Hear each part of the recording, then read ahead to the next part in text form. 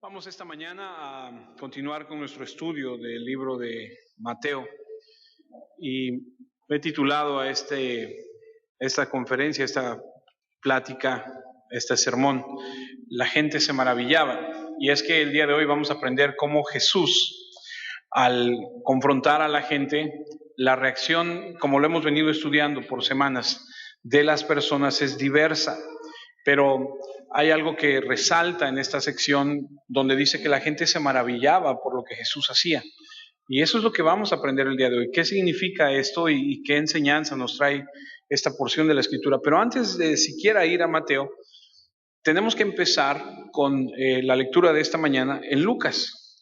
Lucas capítulo 2, versículo del 1 al 7, para tener un trasfondo, para entender desde otro punto de vista, desde otra perspectiva también, lo que Mateo nos quiere enseñar, como nos lo ha venido enfatizando semana tras semana. Dice el libro de Lucas en el capítulo 2, versículo del 1 al 7, lo siguiente. Dice, aconteció que en aquellos días que se promulgó un edicto de parte de Augusto César, que todo el mundo fuese empadronado. Ahora, quiero entender, y espero que así también usted lo entienda, que cuando leemos aquí que todo el mundo, no quiere decir que en realidad todo el mundo, está hablando de todo el mundo del imperio romano, de lo que ellos gobernaban. Y aquí una vez más vemos cómo la Escritura a veces hace referencia de algunas cosas y debemos entender a qué se refiere. Entonces, entendemos que cuando dice todo el mundo está hablando de todo Israel. En este caso es lo que se refiere. Versículo 2. Este primer censo se hizo siendo Cirenio gobernador de Siria, e iban todos para ser empadronados, cada uno a su ciudad. Y José subió de Galilea, de la ciudad de Nazaret, a Judea, a la ciudad de David, que se llama Belén, por cuanto era de la casa y familia de David, para ser empadronado con María, su mujer, desposada con él, la cual estaba encinta. Y aconteció que estando ellos ahí, se cumplieron los días de su alumbramiento, y dio a luz a su hijo primogénito, y lo envolvió en pañales y lo acostó en un pesebre, porque no había lugar para ellos en el mesón. La razón por la cual estamos yendo a este punto de la historia es porque a continuación, después de la visita de los magi o de los magos, después de la visita de los pastores y de los ángeles, porque Jesús en esta narración ya nació, van a presentarlo, como es tradición, ahí mismo en el Lucas 2, seguimos ahí. Creo que se va a viciar, hay que bajarle. En el versículo 21 en adelante dice, cumplidos los 8 días para circuncidar al niño, le pusieron por nombre Jesús, el cual le había sido puesto por el ángel antes de que fuese concebido. Y cuando se cumplieron los días de la purificación de ellos, conforme a la ley de Moisés, le trajeron a Jerusalén para presentarle al Señor. Como está escrito en la ley del Señor, todo varón que abriere la matriz será llamado santo al Señor. Y para ofrecer, conforme a lo que dice en la ley del Señor, un par de tórtolas o 2 palominos. Y el versículo 25 dice, y aquí había en Jerusalén un hombre llamado Simeón, y este hombre, justo y piadoso, esperaba la consolación de Israel, y el Espíritu Santo estaba sobre él. Y le había sido revelado por el Espíritu Santo que no vería la muerte antes que viese al ungido del Señor. Y movido por el Espíritu vino al templo, y cuando los padres del niño Jesús lo trajeron al templo para hacer por él conforme al rito de la ley, él le tomó en sus brazos y bendijo a Dios diciendo, ahora, Señor, despides a tu siervo en paz conforme a tu palabra, porque han visto mis ojos tu salvación, la cual has preparado en presencia de todos los pueblos, luz para revelación a los gentiles y gloria de tu pueblo Israel. Y José y su madre estaban maravillados de todo lo que se decía de él. Y entonces el versículo 34, que es a donde quería llevarles, nos va a revelar la razón por la cual estamos leyendo todo esto. Y dice, y los bendijo Simeón y dijo a su madre, he aquí, este está puesto para caída y para levantamiento de muchos en Israel, y para señal que será contradicha. Ok, Mateo ha enfatizado que nuestro Señor Jesucristo, al seleccionar ciertos milagros que hizo, porque sabemos y entendemos que hizo muchos más, que Él es el Mesías. Y lo que quiere Mateo es revelarnos a través de la narración que él hace y a través de estos milagros que Jesús es quien dice ser. Ahora, hay algo dicho por parte de Dios para Jesús, y aquí Simeón lo revela y dice, dice aquí la Escritura, es puesto para caída y para el levantamiento de muchos. En otras palabras, este Jesús se va a convertir en lo que divida, en lo que determine el destino final de cada individuo, porque algunos lo rechazarán y caerán, y algunos lo abrazarán y lo recibirán como Salvador. Y siempre ha sido así en la economía de Dios, es decir, en las cosas de Dios. Hay los que son un árbol plantado junto al río y dan fruto, y hay aquellos que son hojarasca o paja y que serán quemados. Dice la Escritura que hay los piadosos y los impíos, los justos, los injustos. Hay dos tipos de personas en el mundo, los santos y los que no son santos. Y a través de la Escritura vamos a empezar a leer y a ver y a darnos cuenta cómo siempre hay una división, siempre hay algo que divide. Y eso que vino a dividir a la humanidad en justos e injustos se llama Jesucristo. Y desde que lo presentaron en el templo, Simeón dijo, ha sido puesto, ha sido traído para dividir.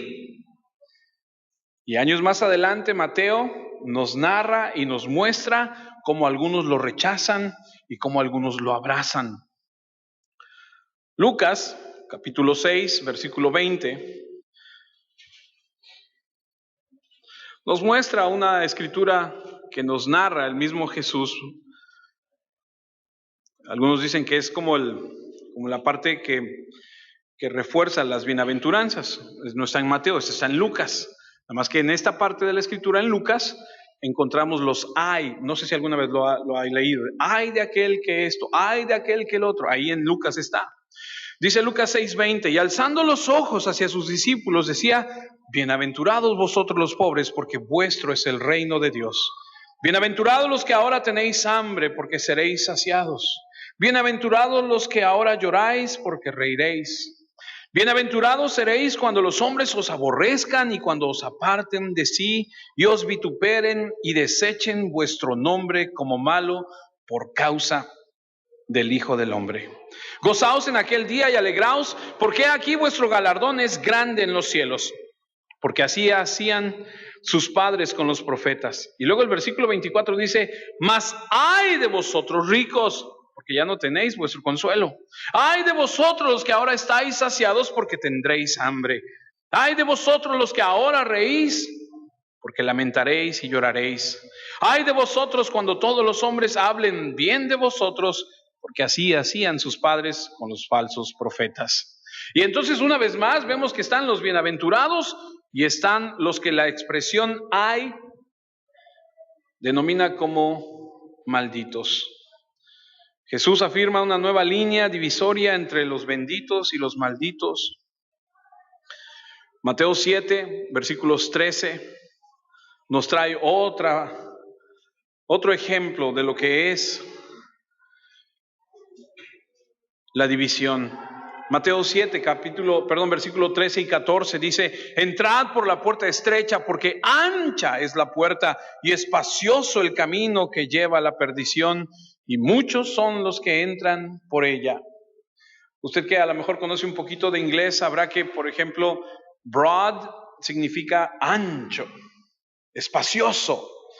Y uno de los centros de entretenimiento más reconocidos en el mundo se llama Broadway, que está en Nueva York, que es a donde están todos los teatros y los más famosos del mundo. Y ahí es a donde está también todo ese estilo de vida tan corrupto. Dice el versículo 14, porque estrecha es la puerta y angosto el camino que lleva a la vida, y pocos son los que la hallan. Y así una vez más vemos otro ejemplo. Los que entran por la puerta estrecha, los que entran por la puerta angosta. No, al revés, ¿verdad? Ancha y angosta, sí me equivoqué, disculpe. Y vemos otra vez un ejemplo cuando dice, hay uno que construye sobre la roca y hay otro que construye sobre la arena. Hay quienes se aferran a su vida, dice la Escritura, y la pierden. y hay quienes pierden su vida y al perderla, la ganan. Y entonces la Escritura una y otra vez nos está mostrando que venir a Cristo es una división. Es la idea central de la predicación de Cristo. Hay una línea que divide. Mateo 10, versículos 32 y 33. Otra vez nuestro Señor Jesucristo hablando, dice lo siguiente: a cualquiera pues que me confiese delante de los hombres, yo también le confesaré delante de mi Padre que está en los cielos. Luego el siguiente versículo dice: y a cualquiera que me niegue delante de los hombres, yo también le negaré delante de mi Padre que está en los cielos. Y una vez más vemos una línea que divide los que están y los que no están, los que son y los que sí son. ¿Se acuerdan que Jesús dijo: ¿estás conmigo o contra mí? ¿O recoges conmigo o desparramas? ¿Acaso no entendimos en la Escritura cuando leímos que dice: o eres frío o eres caliente? Porque a los tibios los vomitaré de mi boca. En alguna parte de la Escritura Jesús dijo: yo no he venido a traer paz, he venido a traer espada. ¿Se acuerdan haberlo leído? Hay una línea que divide. Mateo 21, versículo 28 al 32.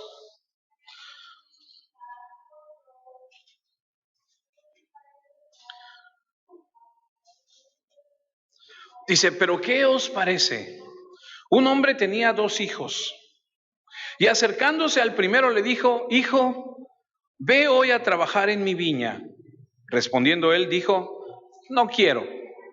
Pero después arrepentido fue. Y acercándose al otro le dijo de la misma manera, y respondiendo él dijo: sí, Señor, voy. Y no fue. ¿Cuál de los 2 hizo la voluntad de su padre? Dijeron ellos: el primero. Jesús les dijo: de cierto os digo que los publicanos y las rameras van delante de vosotros al reino de Dios. Porque vino a vosotros Juan en camino de justicia y no le creíste. Pero los publicanos y las rameras le creyeron, y vosotros, viendo esto, no os arrepentís después para creerle. Y de nuevo una línea: los que hacen y los que no hacen.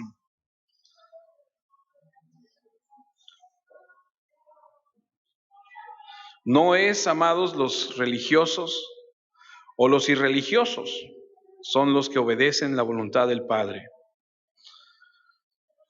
El Padre habló desde el cielo y dijo: este es mi Hijo amado, a Él oíd, a Él obedeced.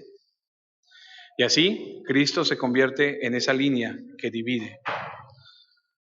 Otra escritura más, 2 de Corintios. 2 de Corintios, capítulo 2.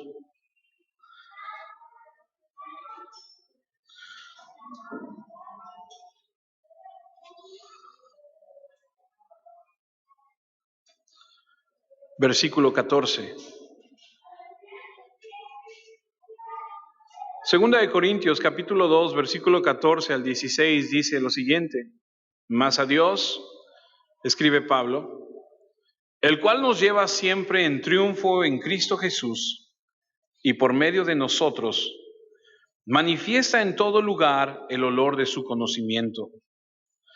Porque para Dios somos grato olor de Cristo en los que se salvan, y en los que se pierden, a estos ciertamente olor de muerte para muerte, y a aquellos olor de vida para vida.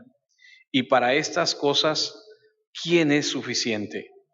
Pues no somos como muchos que medran falsificando la palabra de Dios, sino con sinceridad, como de parte de Cristo y delante de Dios, hablamos en Cristo. Otra vez, en otras palabras, los salvos, los perdidos, los que sí y los que no. Hay 2 categorías: los que reciben la fragancia de vida, y este es nuestro testimonio de nuestro Señor Jesús, de lo que Él ha hecho en nuestras vidas. Jesús, la línea que divide. Y Mateo quiere ayudarnos a que nosotros entendamos quién es este Cristo y que debemos tomar una decisión de este Jesús, de este Cristo que estamos conociendo. Y con el fin de ayudarnos a tomar esta decisión, nos presenta en los capítulos 8 y 9 la evidencia irrefutable de que este Cristo es el Hijo de Dios, el Mesías, el Salvador. Y a través de los milagros que Él selecciona y que nosotros, pues, de alguna manera dijimos que son como categorías, quiere mostrarnos que los seleccionó para enfatizar su punto de que Jesús es el Mesías. Ahora, antes de continuar, creo que nosotros entendemos, como les dije al principio, que no son todos los milagros que Jesús hizo. Y permítame leerles Juan. El libro de Juan, en el capítulo 20, en el versículo 30 y 31, nos dice, Juan 20, 30, 31 nos dice, hizo además Jesús muchas otras señales en presencia de sus discípulos, las cuales no están escritas en este libro. Pero estas se han escrito para que creáis que Jesús es el Cristo, el Hijo de Dios, y para que creyendo tengáis vida eterna. Otra escritura que es también importante a resaltar cuando entendemos que no son solamente los milagros que leemos en Mateo en esta sección, sino que son muchos más, se encuentra en el capítulo 21 de ese mismo libro de Juan. Están en Juan 20, solamente un capítulo más adelante, en el versículo 25. Juan en el capítulo 21, versículo 25 escribe y dice, y hay también otras muchas cosas que hizo Jesús, las cuales si se escribieran una por una, dice el apóstol Juan, pienso que ni aún en el mundo cabrían los libros que se habrían de escribir. Amén. Esto nos trae cierta revelación de que Jesús hizo muchas cosas y que no sabemos cuáles son. Y eso nos lleva a pensar que si hizo cosas que no están escritas en la Escritura, porque Él así lo determinó, no es para que nosotros nos quebremos la cabeza diciendo, ¿y qué habrá hecho? ¿Y qué más es? ¿Y a dónde? Porque no sé si usted sabe, pero mucha gente a través de muchos años se ha quebrado la cabeza. ¿Y dónde estuvo Jesús? Cuando narra la Escritura que después de cierta edad, parece que a los 12 años, después ya no aparece otra vez hasta los 30. ¿Y dónde estuvo esos años? ¿Dónde estuvo? Algunos dicen que se fue al Tíbet y que aprendió la doctrina de los monjes y bueno, una serie de cosas. Y el hombre siempre ha especulado y siempre se ha puesto a querer investigar. Pero si no está escrito aquí en la Biblia, es por alguna razón. Y Juan dice, se hicieron muchas cosas, pero si nos ponemos a escribir una por una, no caben los libros. Y entonces Mateo escoge una serie de milagros y nos narra con la finalidad de que entendamos que este Cristo es el Hijo de Dios, el Mesías, el Salvador. Y la pregunta de esta mañana es, amados, ¿qué vamos a hacer con ese Cristo?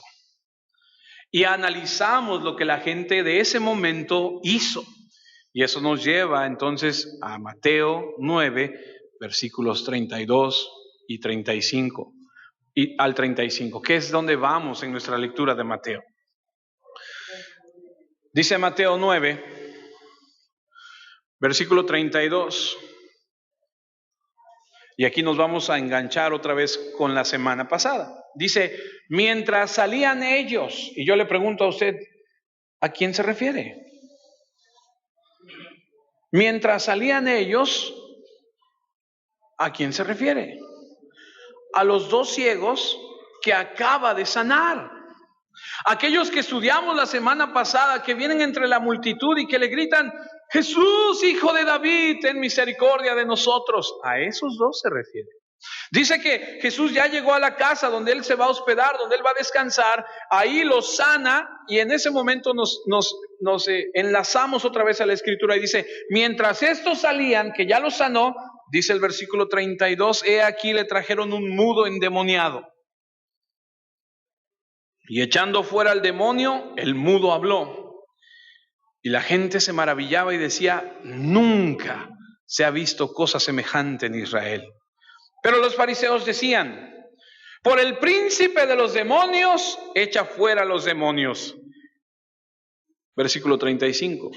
Recorría Jesús todas las ciudades y aldeas, enseñando en las sinagogas de ellos y predicando el evangelio del reino y sanando toda enfermedad y toda dolencia en el pueblo. Parece ser que Mateo no se detiene a explicar lo de los fariseos que están refutando por qué Jesús ha echado fuera este demonio. Y la razón por la cual no lo hace aquí es porque lo va a hacer en el capítulo 12. Cuando lleguemos, si Dios nos permite, nos da su licencia de llegar, aprenderemos cuando Jesús los confronta y entonces se toma el tiempo de aclarar ese punto. Aquí no, aquí Mateo simplemente pasa de que dijeron esto los fariseos y luego se brinca y dice: y Jesús recorría toda Galilea. Mientras salían los ciegos, un mudo endemoniado es librado, habla otra vez, se cumple lo que dice el profeta en Isaías. Acompáñeme en Isaías 35, versículos 5 y 6. La Escritura nos muestra cómo siempre el Nuevo Testamento está vinculado con el Antiguo Testamento. Siempre que Pablo, Pedro, el mismo Jesús hablaba, el autor de Hebreos, incluso que no sabemos quién es, o cualquier autor del Nuevo Testamento, siempre está citando el Antiguo Testamento. Eso quiere decir que el Antiguo y el Nuevo están vinculados y que son uno. Dice Isaías capítulo 35, versículos 5 y 6, entonces los ojos de los ciegos serán abiertos. Si usted está en Isaías, el título del capítulo 35, ¿alguien lo puede decirme? El futuro glorioso de Sión, ¿sí? ¿Qué es eso? Lo que vendrá cuando el Mesías esté.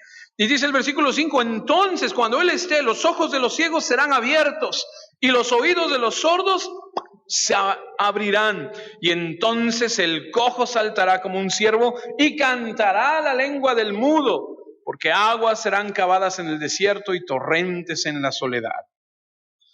Ahora, nosotros leemos que este mudo es liberado, porque dice la Escritura que parece ser que está mudo por la causa del demonio.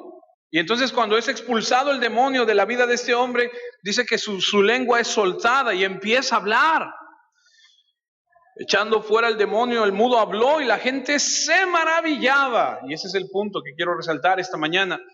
Y decía: nunca se ha visto cosa semejante en Israel. Ahora, si usted recuerda, hemos estudiado como que 3 milagros y respuestas. 3 milagros y respuestas. Y hoy llegamos a la última sección de esos últimos 3 milagros, porque Mateo nos muestra 9 milagros y lo hemos dividido como en 3 secciones de 3. Y luego la respuesta, por ejemplo, en primer lugar, su poder sobre la enfermedad. ¿Se acuerda que Jesús sanó a un leproso allá en Mateo 8:2? Recuerda que bajando del sermón del monte, Jesús con el primero con el que se encuentra es con un leproso y que le dices: si quieres puedes sanar. Y dice: sí quiero, y lo toca y lo sana. Después, inmediatamente después, vemos que sana al siervo del centurión de parálisis y aprendimos que el enfermo de parálisis no sabemos siquiera si él tenía fe o no. Solamente le dice el centurión: di la palabra y quedará sano, porque yo entiendo autoridad, y si yo le digo a este ve, va, y si le digo a aquel ven, él viene. Tan solo, y Jesús dice: nunca me he encontrado con una fe tan grande, que se haga conforme a lo que tú, y lo sana. ¿Estaba involucrada la fe del paralítico? No, porque no, aquel estaba ya postrado en la cama, enfermo. Y luego aprendimos también que Jesús llega a casa de Pedro. Pedro vivía ahí en Capernaum y su suegra está enferma. Y dice que la tocó y sanó. La fiebre le dejó y se levantó y empezó a servirles. La respuesta a esa serie de 3 milagros la vemos en el capítulo 8, de ahí mismo de Mateo, versículo 19, a donde viene un escriba y le dice: te seguiré a donde quiera que vayas. Y Jesús se voltea y le dice: yo no tengo dónde recostar la cabeza. Las zorras del campo tienen sus guaridas y las aves, pero yo no tengo dónde. Y luego viene en el versículo siguiente otro hombre, más adelante viene otro hombre y le dice, yo también te quiero seguir, déjame ir a enterrar a mi padre y entonces te seguiré. Y entonces le dice, deja que los muertos se entierren. ¿Se acuerdan? Y después no sabemos nunca más de estos. Y aprendemos que quisieron seguir al Señor, pero cuando fueron confrontados con la realidad que conlleva más bien seguir a Cristo, dijeron no, mejor no, porque estaban muy cómodos. Porque dijeron, entonces tengo que dejar mi estilo de vida, entonces tengo que dejar esto. Y el Señor los confronta y entonces dicen, mejor, ¿sabes qué? No. Y vimos que hay un interés superficial que nunca llega realmente a una respuesta concreta, sino que solamente es una emoción momentánea. Después empezamos otra vez a estudiar la Escritura en Mateo 8:23 y aprendimos del poder sobre los elementos. Cuando Jesús es despertado por sus discípulos y le dicen, ¿qué no te da temor que perecemos? Y se levanta y calma la tormenta, ¿se acuerdan? El trastorno sobre las cosas. Y luego llega la embarcación al otro lugar a donde iban y le salen al encuentro en Mateo 8:28 2 endemoniados gadarenos. Y con la palabra los libera y les encomienda ir a los suyos y hablar de las maravillas. Y luego regresa al lugar porque la gente de ahí dice, no te queremos aquí, vete de aquí. Nos has costado 2,000, eran cerdos, ¿cierto? Nos has costado una gran pérdida, vete de aquí, por favor. Y Jesús se regresa, se sube a la embarcación y ahí va de regreso. Llega de regreso y entonces cuando llega, entra a la casa otra vez, empieza a predicar, se llena la casa, llegan unos con un amigo en una camilla y dicen, está lleno, no podemos entrar. ¿Y qué hacen? Rompen el techo y lo bajan a la mitad. Entonces Jesús, viéndolo, le dice, ten ánimo, hijo, tus pecados te son perdonados. Y entonces todo el mundo se pone de pestañas, los religiosos dicen, ¿cómo? Y entonces él les dice, ¿qué es más fácil? ¿Perdonar pecados o decirle, levántate, toma tu lecho y anda? Para que vean que el Hijo de Dios tiene poder, levántate, toma tu lecho y anda. Y aquel se levanta, le dice, con su permiso, y se va a su casa. Y entonces vemos el poder de Dios sobre los elementos. La respuesta a estos milagros, el llamamiento de Mateo. Saliendo de ahí, va caminando y se encuentra con aquel que está cobrando los impuestos, pasa por ahí y le dice, sígueme. Y aquel dice que dejando todo, se levanta y lo sigue. Más adelante, en ese mismo capítulo, Mateo 9, los fariseos están enojados porque Mateo ha hecho un banquete y ha invitado a sus colegas, a sus amigos, y los fariseos están enojados y dicen, ¿cómo es que tu maestro come con esta chusma en mexicano? ¿Cómo es que se junta con estas personas? Y los fariseos están molestos. Y vemos más adelante también los discípulos de Juan el Bautista en Mateo 9:14 que tienen una actitud de decir, ¿cómo es que ustedes no ayunan y nosotros sí ayunamos? Y una vez más Mateo nos da las respuestas a lo que Jesús ha hecho anteriormente. Y vemos que gente le ha empezado a seguir, y vemos que gente ha estado maravillada con él, pero de repente cuando se topa con la realidad de que esto requiere un compromiso, dicen, no, mejor ya no, y se retiran, porque no estaban dispuestas a renunciar a su vida. Mateo nos deja ver que había gente que cree, y que cuando cree, sale y trae a todos sus conocidos para que ellos crean también. Y que hay gente como los fariseos que terminan irritados por lo que dice Jesús y por lo que hace Jesús. Y aprendimos, me acuerdo muy bien, que nosotros debemos tener la actitud realmente de una persona que ama a Dios y decir, qué gusto me da que esta gente que pudiera tener el perfil que usted diga, pueda venir a Cristo. Y no irritarme de que esa gente, que a los ojos de la sociedad pudiera ser muy mala, pueda venir a acercarse a Cristo. Y como les decía yo, ¿qué si por esa puerta entrasen personas con el perfil que usted quiera? Porque a veces de repente dicen, ay no, ¿cómo es posible que entre tal persona? Uy, ahí está tal, uy, si supieran quién es esa persona. Pero ¿acaso no todos traemos una historia? ¿Acaso no todos tenemos algo detrás de nosotros? Y Mateo nos enseña, aquellos también seguidores de Juan el Bautista que toda su vida han estado en un sistema religioso y están confundidos por lo que está escuchando, por lo que están escuchando. Y luego vamos a la tercera sección de milagros y aprendimos del poder de Dios sobre la muerte y vimos cómo la mujer del flujo de sangre en Mateo 9:20 es sanada. Y aprendimos que la hija de Jairo que ha muerto y que están ya incluso en el funeral. Están las flautas y están las lloronas, ¿no? Y que Jesús llega y les dice, para afuera todos, la niña no está muerta, está durmiendo, y la resucita. Y luego aprendimos la semana pasada de los 2 ciegos y aprendimos que el poder de Dios sobre la muerte no solamente es en la muerte física, sino también en la muerte de ciertos aspectos en nuestra vida. Aquellos que no veían, aquella mujer que ha sido rechazada por 12 años, porque la ley dice que a donde una mujer que tuviese un flujo de sangre no podía estar cerca de los demás. Y supusimos que esta mujer ha sido rechazada durante 12 años y que al tomarse de la borda de Jesús y de sujetarse de él, recibe su sanidad. Y luego viene una respuesta maravillosa.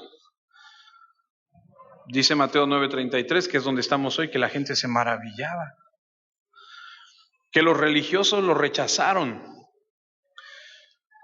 Pero algo que me llama mucho la atención es que los religiosos rechazaron lo que Jesús hizo, pero no lo podían negar. Y como no podían negar, porque lo estaban viendo, dijeron, pues como no lo podemos negar, suponemos que lo hace por el mismo Satanás, por el poder de Satanás. No podían negarlo, entonces simplemente negaron que la fuente fuera Dios. Y ese es Mateo 9:34. Ahora, en esta sección de Mateo hemos aprendido que Él nos deja ver que hay gente que se sana, pero no es salva. Y aprendimos que hay gente que se sana y que sí es salva. El paralítico del versículo 2 expresa la suficiente fe para ser salvo. El publicano, en este caso Mateo, en el versículo 9. El gobernante Jairo, en el versículo 18, la mujer con el flujo de sangre en el versículo 21, los ciegos en el versículo 28 se salvaron. No solamente fueron sanos, sino también recibieron su salvación. Y entonces vemos que habrá los que se fascinan y dicen, ¡wow! ¡Qué cosa tan extraordinaria! Pero no pasa de ahí. Y los que se salvan y siguen al Señor. Mateo 9:33. Y echando fuera al demonio, el mudo habló y la gente se maravillaba y decía, nunca hemos visto cosas semejantes en Israel. Ahora yo le pregunto algo, usted que conoce un poco de la Biblia, que ha leído, piense por un segundo, esta expresión de nunca hemos visto algo semejante en Israel, pudiera llegar a pensar alguien que no conoce un poco de la Biblia, decir, wow, estos nunca han visto un milagro. Pero tú y yo que hemos leído un poco la Biblia, sabemos que Dios al pueblo de Israel le mostró milagro tras milagro, tras milagro, tras milagro, tras milagro. Cuando Moisés entra en escena, una serie de milagros se desataron impresionantes. ¿Acaso no se abrió el mar rojo? ¿Acaso no se ahogó todo el ejército egipcio en ese mar rojo? ¿Acaso no les dio maná? ¿Acaso no le pegaba a la roca y salió y brotó agua? ¿Acaso no iba la nube en la noche con ellos? Elías, Eliseo, dejó de llover y luego llovió y tantas y tantas y tantas historias acerca de lo que se hizo. Jericó, que le dan vuelta a la ciudad y Jericó, los muros no cayeron, dicen los historiadores que los muros, ¿cómo se dice? Se hundieron. Hay una parte en la escritura que dice que él pasaría sobre el muro. No cayeron, sino se hundieron. Historias extraordinarias. Y me llama mucho la atención porque Ellos dicen que estaban maravillados y decían, nunca hemos visto algo así. Esa expresión de maravillados conlleva un poco de temor. No sé si alguna vez usted se ha maravillado de algo, a lo mejor alguien, tal vez al ver la inmensidad del mar o en algún avión y ves y dices, wow, qué maravilla, pero te da cierto temor porque es algo extraordinario. Como cuando los discípulos despiertan a Jesús que está en la barca y le dicen, Señor, perecemos, y se levanta y calma la tempestad. Y entonces ahora tienen más temor porque Dios está en su barca. Ahora no tienen temor de la tormenta, ahora tienen temor de que Dios está en su barca. Y cuando usted sabe que Él está en la misma barca, usted debe tener temor de Dios. Pedro le dijo, Señor, apártate de mí porque soy pecador. Pablo dijo, yo soy el primero de los pecadores. Isaías dijo, yo soy hombre de labios inmundos. Cuando estuvieron en la presencia de Dios, yo no veo a ninguno de los hombres de la Escritura decir, ¿qué pasó, Señor? Pásale, qué bueno que estás aquí, siéntate, vamos a tomarnos un café, qué gusto que estés aquí. Yo no veo eso en la Biblia. Yo lo que veo es que estos hombres reconocieron la majestad del Señor y se postraron y dijeron, Señor. Hubo una maravilla, hubo un temor reverente hacia Él, de reconocer quién es Él y de reconocer quiénes somos nosotros. Dice Lucas 9:43, y todos se maravillaban de la grandeza de Dios. Simplemente las mentes no podían concebir todo esto que pasaba. Ahora, la gente está maravillada, y piénselo por un segundo, ¿quién no lo estaría, no? Digo, si a nosotros nos hubiera tocado estar en ese momento y ver que Jesús en un segundo sana a 2 ciegos y que en otro segundo echa fuera un demonio y el mudo habla, ¿quién no estaría maravillado? ¡Wow! Acaba de levantar a una niña que estaba muerta, ahora 2 ciegos ven, ahora un mudo habla, dices, ¡wow! Y podemos leerlo y decir, ¡qué extraordinario! Pero acompáñame a Mateo 21. Porque ciertamente están maravillados y ciertamente es algo extraordinario. Y también sucedió en Mateo 21, en el versículo 8, cuando dice la Escritura, y la multitud, que era muy numerosa, tendía sus mantos en el camino, y otros cortaban ramas de los árboles y las tendían en el camino, y la gente que iba delante y la que iba detrás aclamaban diciendo, Hosana al Hijo de David, bendito el que viene en el nombre del Señor, Hosana en las alturas. Cuando entró él en Jerusalén, toda la ciudad se conmovió diciendo, ¿quién es este? Y la gente decía, este es Jesús, el profeta de Nazaret de Galilea. ¿Qué estaba pasando? Otra vez la gente estaba maravillada y decía, wow, aquí viene el Hijo de Dios, Hosana en las alturas, y gritaban y arrojaban ramas de palmeras en sus pies. ¿No es maravilloso? Claro que sí, es el Mesías. Pero no nos dejemos engañar por esa actitud, amados. Porque esta misma multitud, cuando escuchó el mensaje de Cristo, gritaron a Poncio Pilato en Mateo 27:22. Mateo 27:22 dice, Pilatos les dijo, ¿qué pues haré de Jesús llamado el Cristo? Y todos le dijeron, sea crucificado. ¿Qué era el plan de Dios?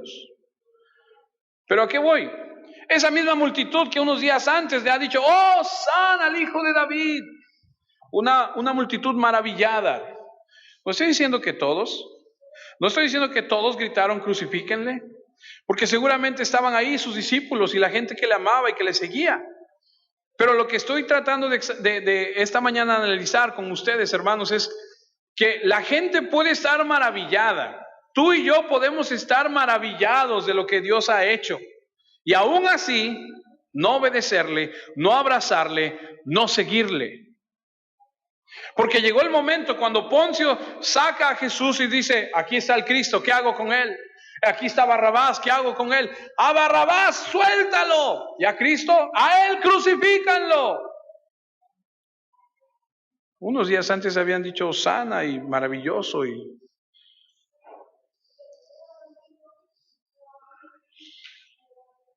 lo voluble de la gente,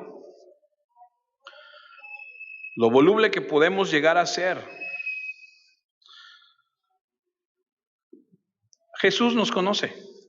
Y en Juan 6, Jesús en una ocasión, Juan 6:26, Jesús que conoce a todos y que sabe lo que tú y yo pensamos, le responde a unas personas y les dijo, Juan 6:26, de cierto os digo, que me buscáis, no porque habéis visto las señales, sino porque comisteis el pan y os saciasteis.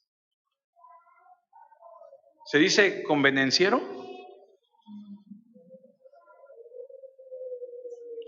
Jesús que nos conoce, que conoce a esta gente, dice, ustedes no vienen a seguirme por lo que han visto, ustedes vienen por la comida. ¡Ah, qué tremendo! No estaban realmente interesados en él, les gustaban lo que hacía y a la distancia lo veían y decían, ¡oh, qué bonito! ¡Ah, viste! ¡Qué bonito! Y a la distancia todo el mundo estaba ahí.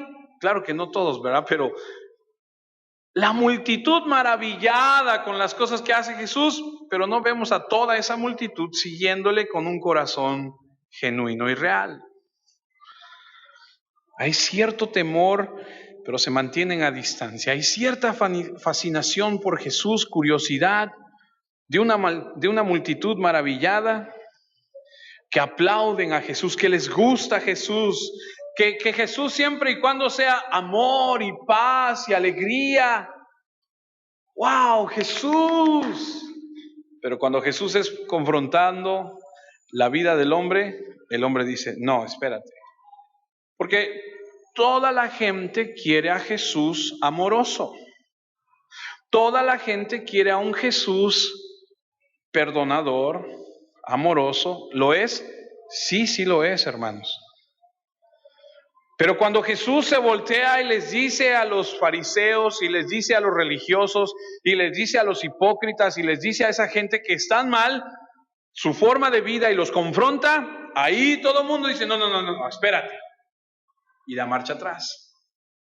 Puede estar muy fascinados con lo que está sucediendo, pero cuando te confronta dices, no, ahí ya no me gustó.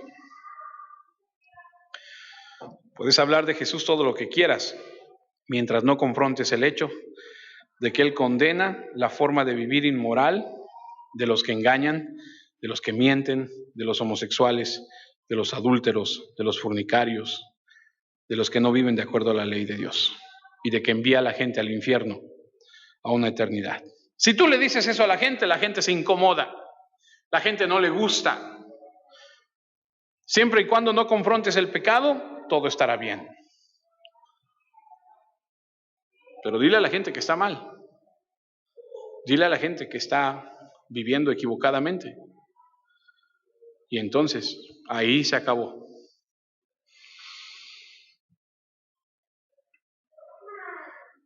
Es curioso cuando tú lees que en el tiempo de Jesús, los fariseos, los religiosos, honraban siempre a los profetas y hablaban de el profeta tal, el profeta tal. Pero las personas que vivieron en los tiempos de los profetas, mataron a esos profetas.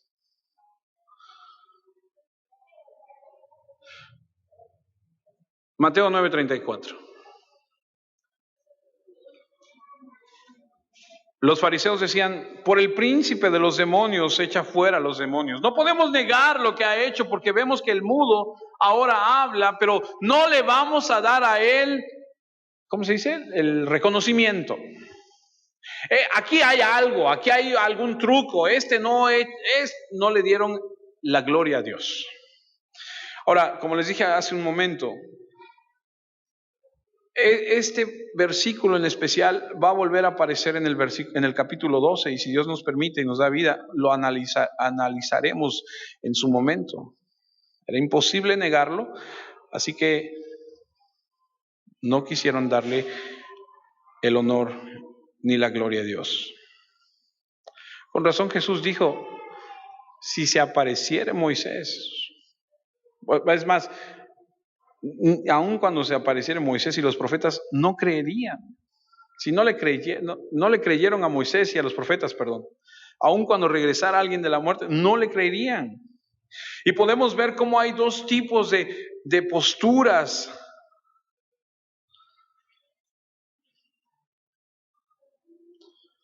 Aquellos que están fascinados, asombrados, que incluso decían Hosana. Sí, pero no se trata de una emoción, se trata de una respuesta correcta, de recibir a Cristo en nuestro corazón y de vivir como Él quiere que vivamos. Así que Mateo nos da una buena imagen de las respuestas que hay hacia Jesús. Por un lado vemos discípulos que lo quieren seguir, pero que al ser confrontados con su estilo de vida o con las comodidades que tienen, deciden no hacerlo. Y Mateo nos muestra cómo hay algunas personas, como él mismo, siendo recaudador de impuestos, que deja todo y le sigue. Y vemos a los discípulos de Juan el Bautista que están confundidos y que no saben. Y vemos a los religiosos y la multitud maravillada. Y recordamos las palabras de Simeón que dijo, este ha sido puesto para caída y para levantamiento de muchos en Israel. Vamos a ir cerrando. Mateo 9:35, que es el último de los versículos. Recorría Jesús todas las ciudades y aldeas, enseñando en las sinagogas de ellos y predicando el evangelio del reino y sanando toda enfermedad y toda dolencia en el pueblo. Este versículo de Mateo 9:35 es exactamente el mismo versículo de Mateo 4:23, que dice, y recorrió Jesús toda Galilea. Ahora, Mateo 4:23 dice, recorrió Jesús toda Galilea, pero Mateo dice, todas las ciudades y aldeas. Traje un mapa, y sé que es difícil porque está chiquito, pero solo para que tengamos una idea. En este mapa podemos ver que esta es la región de Galilea. Es una extensión de tierra bastante grande. ¿Alguna vez ha escuchado de Flavio Josefo, historiador judío que escribe 3 libros y que los judíos lo consideran un traidor y destruyen sus obras, pero los romanos lo consideran un hombre sabio y guardan sus obras, y con el paso del tiempo han podido leer, por ejemplo, las guerras de los judíos, las tradiciones de los judíos, y este hombre, hijo de fariseos, de cierto linaje, escribe la historia universal y concuerda y coincide con los tiempos de Jesús. Y ese historiador Josefo escribe y dice que en el tiempo en el que coincide con Jesús, dice que Galilea es una gran extensión de tierra, que es la parte del norte de Israel, tiene más o menos 204 pueblos, ciudades y aldeas. Y dice, es un lugar muy aglomerado, es un lugar de mucha gente porque es un lugar muy fértil. Ahora recuerde que en esta parte del mundo pues es desértica y es que este lugar sea muy fértil, pues es un buen lugar para vivir. Y dice él, más o menos hay alrededor en las ciudades grandes 15,000 personas habitando, hay pueblos, hay aldeas, y se diferencian los pueblos de las ciudades, porque las ciudades tenían murallas alrededor. Entonces, ¿cómo sabía si era ciudad o si era pueblo? Pues había una muralla que defendía la ciudad. Y cuando tú y yo leemos que Jesús recorrió, dice, los pueblos, las aldeas y las ciudades, le llevó un tiempo hacerlo, recorrer. ¿Contamos qué? En el mapa, 40 ciudades ahí. Este historiador dice, había más o menos 200, a lo mejor algunas aldeas pequeñas. Leemos que Mateo escribe y dice, recorrió todas las ciudades y aldeas enseñando en las sinagogas. Y el punto a resaltar es este: enseñaba en las sinagogas, predicaba el evangelio y sanaba las enfermedades. Ahora, para que podamos entender un poquito acerca de esto, las sinagogas, a donde hay judíos, hay sinagogas. Cuando los judíos son invadidos por Babilonia y son llevados en cautiverio 70 años, se destruye el templo y ya no hay dónde ir a adorar a Dios. Y entonces ellos crean sus sinagogas, hacen un lugar a donde se reúnen y hacen ciertas cosas, y normalmente tendrían el techo abierto para ver las estrellas, para ver el cielo. Normalmente se construiría la sinagoga en un lugar alto, y si el lugar era plano y no había un lugar alto a donde se pudiera construir la sinagoga, entonces lo que hacían era poner un poste alto, y cualquier judío que llegara al lugar buscaría el poste alto y diría: allá está la sinagoga.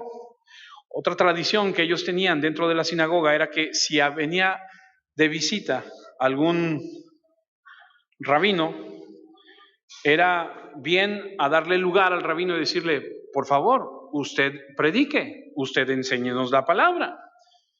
Y hay un comentario bíblico que me gustó mucho que dice: esto creo que es porque Dios preparó el lugar para cuando viniera Pablo, para cuando viniera Jesús y entrar a la sinagoga, porque lees en la Biblia, dice, y entró a la sinagoga y enseñó.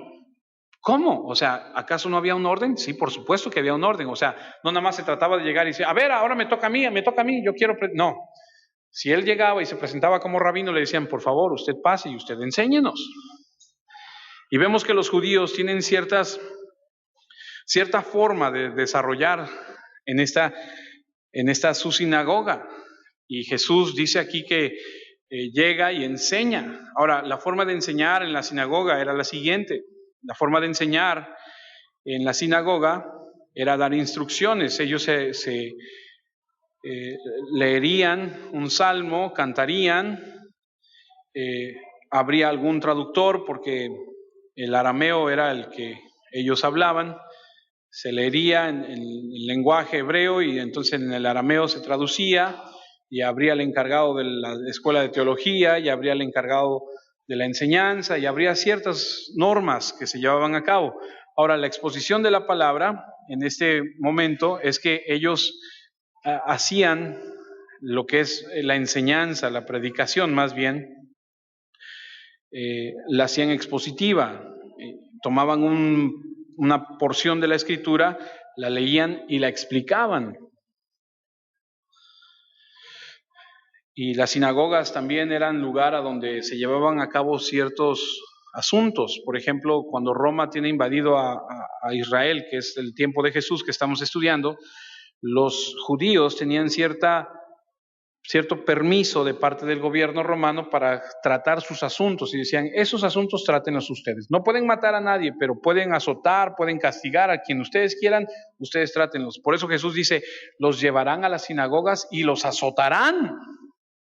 Entonces la sinagoga era un lugar a donde se llevaban a cabo ciertas cosas, y Jesús dice que era un lugar a donde se enseñaba. Él iba a predicar a la sinagoga, y es muy curioso porque la palabra sinagoga se desprende del vocablo shul, de donde viene la palabra en inglés school. Es un lugar de enseñanza.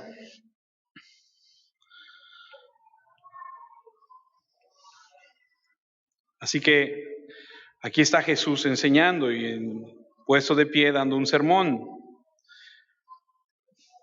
Y la forma de enseñar, como les decía yo, era exponer la escritura, leerla, explicarla y aplicarla. Y podemos leer muchos versículos de la escritura: Mateo 4, Mateo 9, Lucas 4, es Lucas 4 y Mateo 9, a donde vemos que Jesús enseñaba en la sinagoga.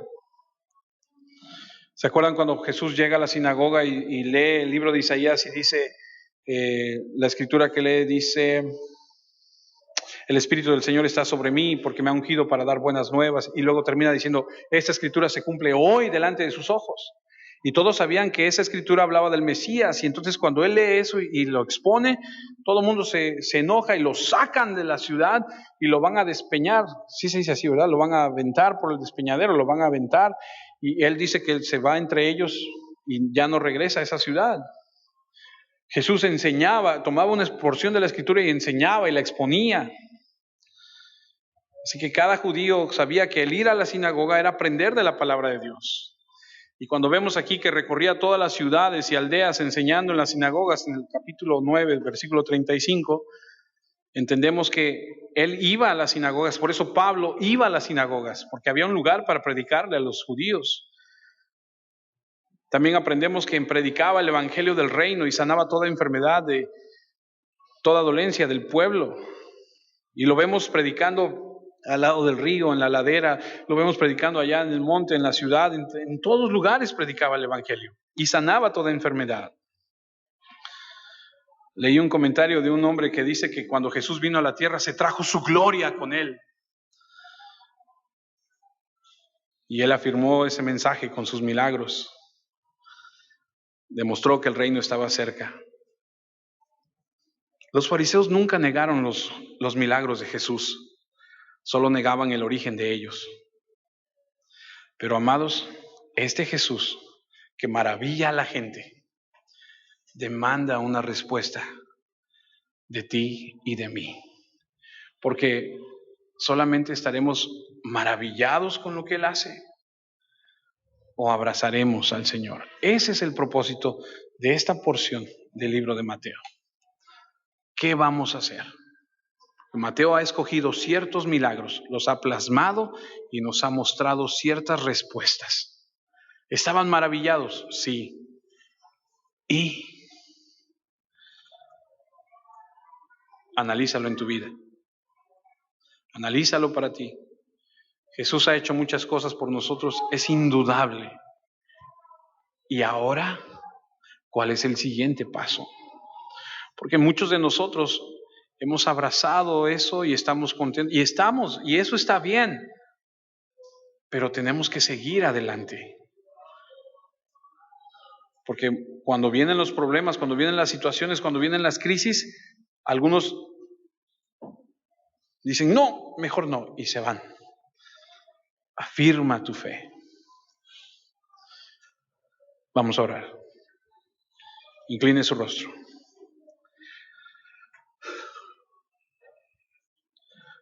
Señor, te damos muchas gracias esta mañana, esta tarde ya, Padre, por la oportunidad que nos has dado de estar en tu palabra. Señor, gracias por permitirnos ver, imaginarnos cómo tu Hijo Jesucristo recorría estos lugares y gente y todo lo que sucedía y podemos estudiar los diversos puntos de vista, las perspectivas que tienen los diferentes autores de los evangelios y darnos cuenta de todo lo que sucedía. Padre, gracias porque nos permites conocerte y ver lo que tu Hijo Jesús hizo. Nuestra oración en esta tarde, Señor, es que nos permitas volvernos personas que se comprometen con eso que tú tienes para nosotros. No queremos ser personas superfluas, no queremos ser personas emocionales solamente, queremos ser personas comprometidas contigo, con tu obra, con tu iglesia. Ayúdanos, Padre amado, necesitamos de ti tanto, Señor.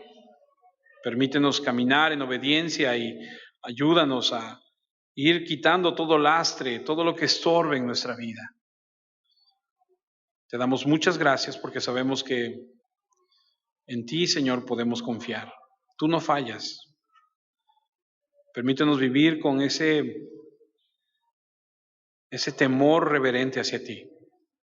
Un temor que nos lleva a conducirnos de una manera correcta. Muchas gracias, Señor. Te pido por mis hermanos. Te pido que los bendigas, que los ayudes, que los hagas crecer y madurar. En Cristo Jesús.